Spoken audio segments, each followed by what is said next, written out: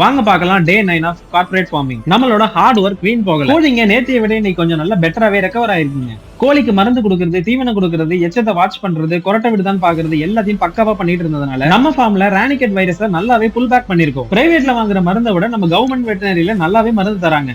நம்மளோட ஹேச்சிங் செக்ஷன்ல 2 கோழிங்களும் சூப்பராவே அடப்படுத்திட்டு இருக்காங்க. அவங்களுக்கு தண்ணியும் தீனியும் கரெக்டா வைக்கிறதா இப்போதைக்கு நம்மளோட வேலை. நம்ம ஃபார்ம்ல இன்னைக்கு வெறும் 2 முட்டை மட்டும் தான் கிடைச்சிச்சு. கஸ்டமர்ஸ் நமக்கு போன் பண்ணி முட்டை மட்டும் இல்ல எடவிட்டு கோழிகளும் இருக்கான்னு விசாரிக்கிறாங்க. நம்ம ஃபார்ம்ல ஒரே ஒரு இடைவெட்டு பெட்ட கோழி இருக்கு. இதோட பேரண்டிங் ஸ்கேல் உண்மையிலே அவுட்ஸ்டாண்டிங் தான் சொல்லணும். அடப்படுத்துறதுலயும் சரி, குஞ்சுகளை பாக்குறதுலயும் சரி உண்மையிலே சூப்பரான கோழி. இதோட முட்டையும் பாத்தீங்கன்னா மிச்ச முட்டைகளை விட பெருசாவே இருக்கும். இதுல இருந்து பொரிஞ்சு வர குஞ்சுகள் பெருவட்டுக்கான உடல் அமைப்போட இருக்கும். கஸ்டமர் விருப்பப்படி நம்ம ஃபார்ம்ல எடவெட்டு கோழிகளையும் வளர்க்கலாமான்னு சொல்லி கமெண்ட்ல சொல்லுங்க. நாம ஏற்கனவே 40 முட்டை கிட்ட அட வச்சிருக்கோம். அடுத்த செட் அட வைக்கலாமா இல்ல முட்டைகளை கஸ்டமருக்கு விற்பனை செய்யலாமான்னு சொல்லுங்க. கோழிகளுக்கு சரி பிடிச்சிருக்கிறதுனால கஸ்டமர் கேட்டும் கோழிகளை மூவ் பண்ணாம இருக்கும். அதனால இன்னைக்கு ப்ராஃபிட்டும் இல்ல லாஸும் இல்ல. ஃபர்தர் அப்டேட்ஸ்க்கு சப்ஸ்கிரைப் பண்ணிக்கோங்க.